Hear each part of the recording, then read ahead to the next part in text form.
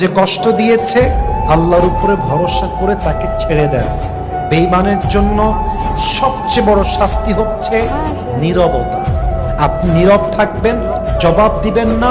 মাথায় রাখবেন, বেঈমানকে জবাব দিবে সময় এবং আমার আল্লাহ। এবং বেঈমানকে যদি আপনি আল্লাহর উপরে ছাড়তে পারেন, বেঈমান এমন শাস্তি পাবে যে আগামীতে বেঈমানি করা সাতটাই মিটে যাবে। ঠিক। আসসালামু আলাইকুম, সবাইকে রমজান মুবারক জানিয়ে শুরু করছি আরও একটি নতুন ব্লগ। আশা করছি আমার এই রমাদান ব্লগটি ভালো লাগবে। আজ তোমাদের সাথে আমার প্রথম রোজার দিনটা শেয়ার করব। সকাল থেকে সন্ধ্যা পর্যন্ত কি করি, কি ইফতার তৈরি করলাম, সেই সব কিছুই।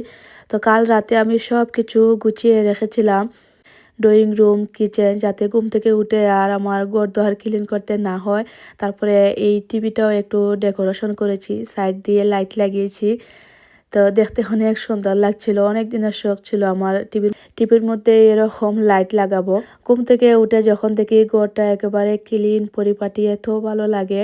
সারাদিনের কাজের প্রেশারটা অর্ধেক কম থাকে। রমজান উপলক্ষে টেবিলটা একটু ডেকোরেশন করেছিলাম, সেই ভিডিও তোমাদের সাথে আলাদা করে শেয়ার করেছি। তো আজ যেহেতু প্রথম রোজা, তো এখানে হচ্ছে আমি ক্যালেন্ডার মধ্যে এক লাগিয়ে নিয়েছি।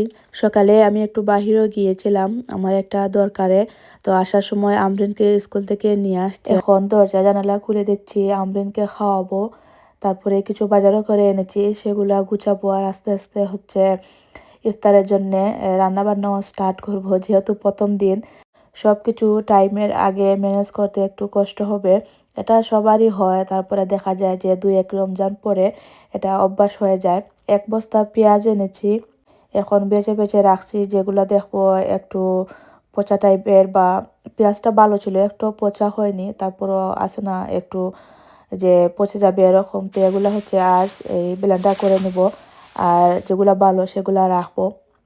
কিছু ফ্রুটও এনেছি, এগুলা ঝুড়ির মধ্যে রাখছি। আর আজ হচ্ছে আমরিনের আব্বুর ছুটি, তো আজ হচ্ছে একটু সুন্দর করে প্রিপারেশন নিব বা ভালো কিছু রান্না করব। আর এমনিতেই দেখা যায় যে প্রায় সবাই প্রথম রমজানে একটু ভালো মন্দ বেশি রান্না করেন, তারপরে আস্তে আস্তে সংখ্যাটা কমে আসে। তারপরে দেখা যায় যে কয়েকদিন পরে আর এসব খেতে ভালোই লাগে না, ভাত তরকারি এইসবে গিয়েই শেষ হয়। কাল রাতে ছানা ভিজিয়ে রেখেছিলাম, এগুলো হচ্ছে সিদ্ধ দিয়ে তারপরে আমি আমার আন্দাজ অনুযায়ী বক্সে ভরে ডিপ ফ্রিজে রেখে দেব। এভাবে করলে দেখা যায় যে সময় বাঁচে, প্রত্যেক দিন চানা সিদ্ধ করতে হয় না। চানা সিদ্ধ কিন্তু অনেক টাইম লাগে, প্রায় 1 ঘন্টার মতো সিদ্ধ দিতে হয়। আগে থেকে এভাবে বেশি করে সিদ্ধ করে ফ্রিজে রেখে দিলে দেখা যায় যে 15-20 দিন আরামই কাটবে। কেউ চাইলে 1 মাসের জন্যও সিদ্ধ করে রাখতে পারবে, চানা ফ্রিজে ভালোই থাকে। এখন আসলে ব্লগ করি, দেখি, অনেকের কাছ থেকে অনেক কিছুই শিখি। বাংলাদেশে থাকতে এই আইডিয়াগুলো ছিল না। আম্মাকে দেখতাম প্রত্যেক দিন ঘুম থেকে উঠেই প্রথমে এই চানা সিদ্ধ বসাতেন, তারপরে গিয়ে গোসল করে নামাজ টামাজ পড়ে এসে ইফতার বানাতেন। এখন যত দিন যাচ্ছে মানুষ দেখছে, শিখছে, আর আগের মতো কষ্ট করতে হয় না। আগে আমাদের মা চাচিরা অনেক বেশি কষ্ট করেছেন, এখন ফ্রিজ হওয়ায় দেখা যায় যে আমাদের কিছুটা কষ্ট কম হয়, অনেক কিছুই আগে থেকে করে রাখতে পারি। তো এখানে হচ্ছে একটা ডেজার্ট বানাচ্ছি কাস্টার্ড পাউডার দিয়ে। প্রথমে দিয়েছি স্ট্রবেরি ফ্লেভারের কাস্টার্ড পাউডার, সে কারণে এটা পিঙ্ক হয়েছে। আর এটা হচ্ছে ম্যাঙ্গো কাস্টার্ড পাউডার।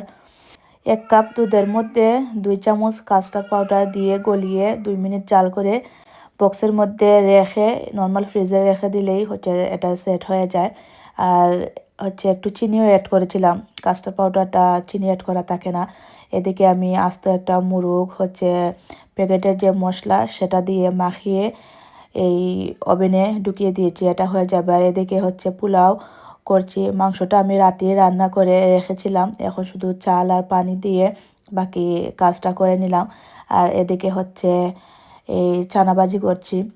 আজ ভিডিও একটু কমই করছি, ভালো লাগছে না, যেহেতু প্রথম রোজা, তারপরে ঘুম হয়নি, অনেক সকালে ঘুম থেকে উঠেছি। এই রাত এই 5টা-6টার দিকে বেডে গিয়েছিলাম, সব কিছু কাজ টাজ শেষ করে 8টার সময় আবার আমরিনকে স্কুলে দিলাম। 9টার সময় আমার একটা চিতা ছিল, সেখানে গেলাম। তো এসে আর ঘুমানোর টাইম পাইনি, তো মানে ঘুম যে আমার ফুল হয়নি, সেই কারণে শরীরটা অনেক বেশি টায়ার্ড লাগছিল। আর এখন ঘুমালেও হবে না, রান্না বান্না করতে হবে। এই যে অনেক পেঁয়াজ রসুন ব্লেন্ডার করেছি, এগুলা ফ্রিজে রাখার জন্যে। এদিকে আমি আসরের নামাজটাও পড়ে নিলাম।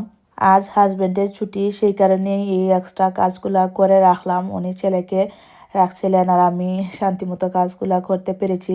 আর উনি আমাকে অনেকগুলা পেঁয়াজও কেটে দিয়েছেন, ব্লেন্ডারও করে দিয়েছেন।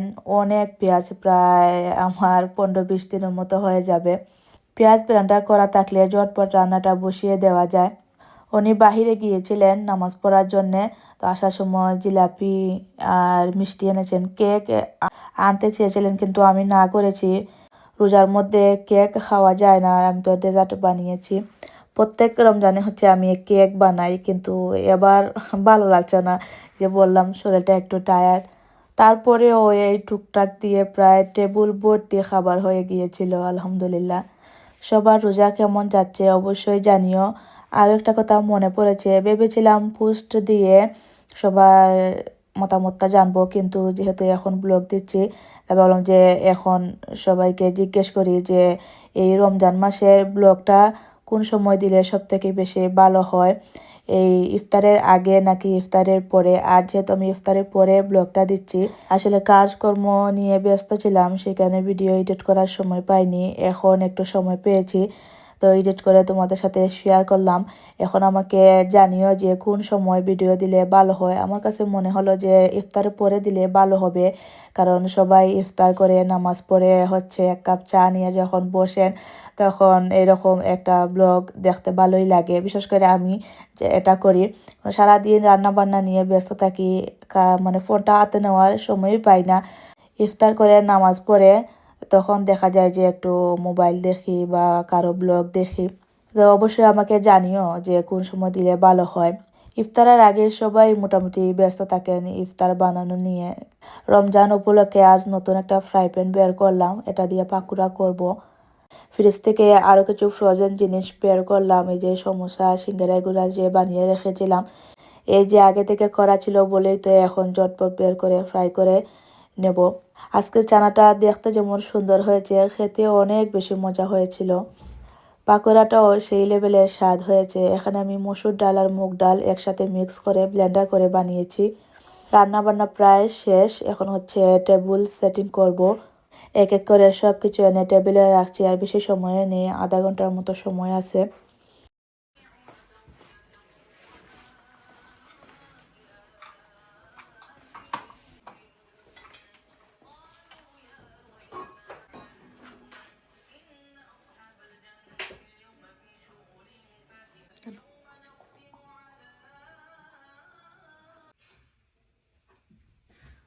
এই তো আলহামদুলিল্লাহ আমাদের প্রথম রোজার ইফতার। এই যে ফ্রুট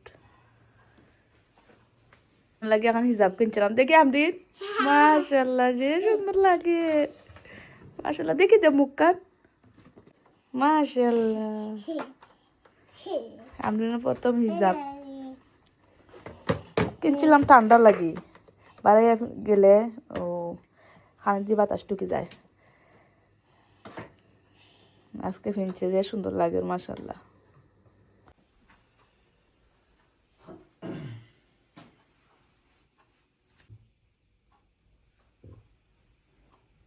ছেলে মেয়ে ঘুমিয়ে আছে।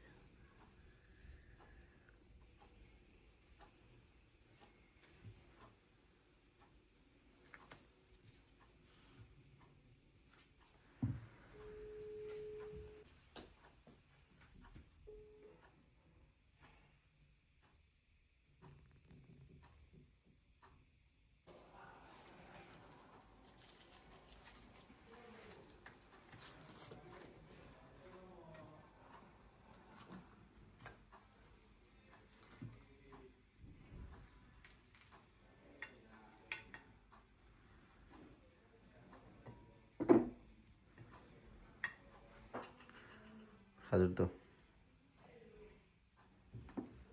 আমি এটা খাইতাম না, খাওয়াটা এটা গরম হয়ে গেছে।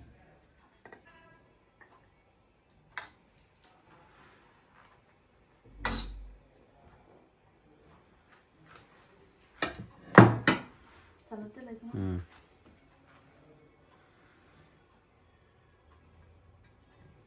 সালাদ দিয়ে মজা হয়, ছোটো ছোটো করে করে ভালো লাগে। দেয় নিজে বেশি নিছত কি নিজে বেশি নিছত দেয় না আমি বড় বড় হয়ে যায়, ছোটো কথা আচ্ছা ওই একটা কাম করো আর কিছু আর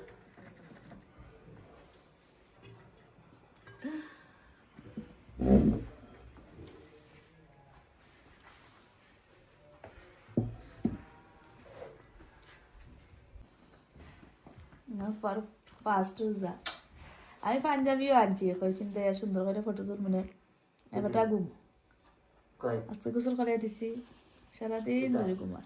হ্যাঁ কি দিচ্ছে কইবি বাবা কইবি বাবা